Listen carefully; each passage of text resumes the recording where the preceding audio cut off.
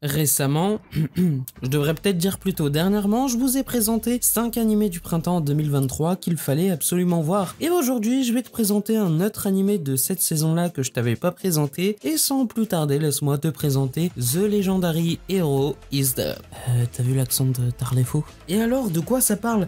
Cela fait 3 ans que le Hérosion a scellé tout simplement les portes de l'enfer jusqu'à aujourd'hui où elles sont de nouveau ouvertes. Nous suivons Toka Scott, un jeune homme banal qui fait pousser des radis dans son jardin, au calme, normal, et qui d'ailleurs en fait une passion étrange, mais ça, tranquille, t'inquiète mon ref, ça a aucun rapport avec l'histoire, tu verras, hein. À peine. Il vit dans le même village que son ami d'enfance Yuna, et il parlait justement que le seau s'est brisé et qu'à tout moment le village puisse être attaqué, et Toka révèle alors à Yuna son super piège de la mort qui tue. C'est faux, c'est un piège de merde, mais ça passe, t'inquiète. Et Yuna, elle s'en moque et elle se casse, et bizarrement elle se fait attaquer par un démon, tiens, quelle coïncidence. Et du coup, Toka, il va essayer d'amadouer le démon avec un morceau de porc grillé, mais ça fonctionne pas, le démon veut bouffer de l'humain et surtout de la chair fraîche et surtout une femme. Et c'est alors que le Hérosion débarque et se défait du démon. Le souci, c'est qu'il meurt de faim. Il se dirige vers le morceau de viande de Toka et comme par hasard, il tombe dans le piège de celui-ci. Bah ouais, on a un héros super fort mais pas très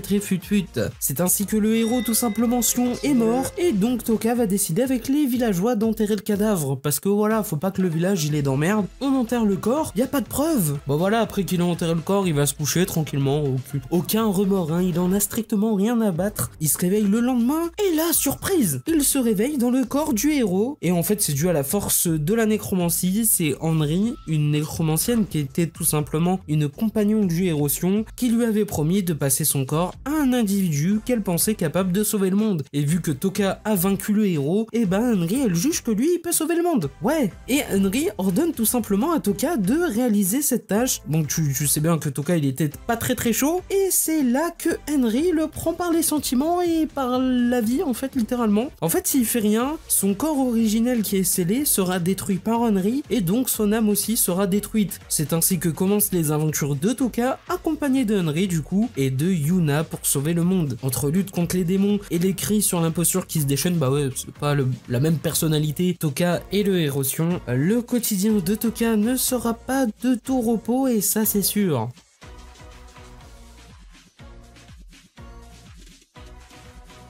Cet animé est pour moi à mes yeux une masterclass d'humour. En effet, je peux concevoir que c'est un animé qui ne plaira pas à tout le monde. Me concernant, je suis totalement rentré dedans. Et j'ai pris plaisir chaque semaine à découvrir les épisodes les uns après les autres. Ce qui peut gêner au premier abord, c'est que l'animé démarre sur une multitude de clichés, même au niveau de certains personnages, notamment d'une princesse qui arrive par la suite de l'œuvre. Je peux entendre que cela peut être très vite saoulant pour certains. De mon côté, j'ai simplement posé le cerveau et pris les événements tels qu'ils le sont. C'était un pari gagnant, combien de fois je me suis marré, même s'il est d'une guestitude. Toka est un main caractère marrant, à qui je me suis un peu attaché au fur et à mesure. Malgré sa perversité et ses nombreux défauts, c'est un gars qui sait ce qu'il veut, et d'ailleurs, un flashback qui arrivera par la suite de l'œuvre me confortera dans ce sentiment. On va le voir apprendre un peu plus sur les pouvoirs du héros et de tout ce qui l'entoure, même s'il doit combler certains déficits, notamment je parle du mana, il va les combler par son intelligence, ses stratégies, même s'il est un peu débile,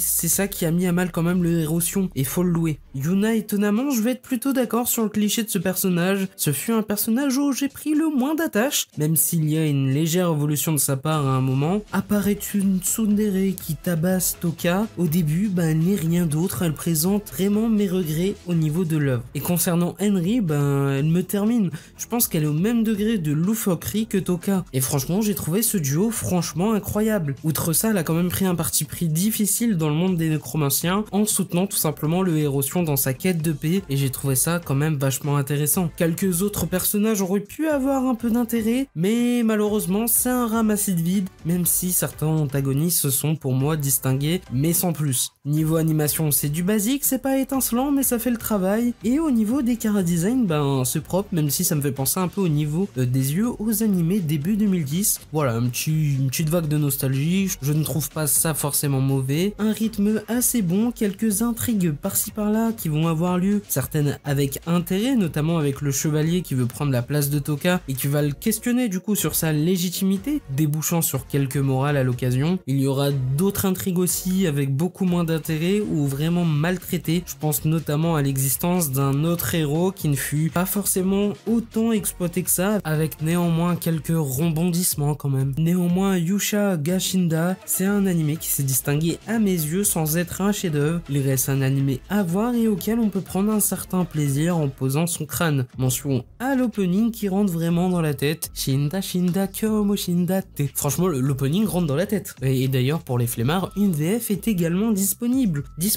Bien sûr, sur Crunchyroll. N'hésitez pas à le voir. En tout cas, c'était Goten. On se dit à la prochaine pour une nouvelle vidéo. Ciao.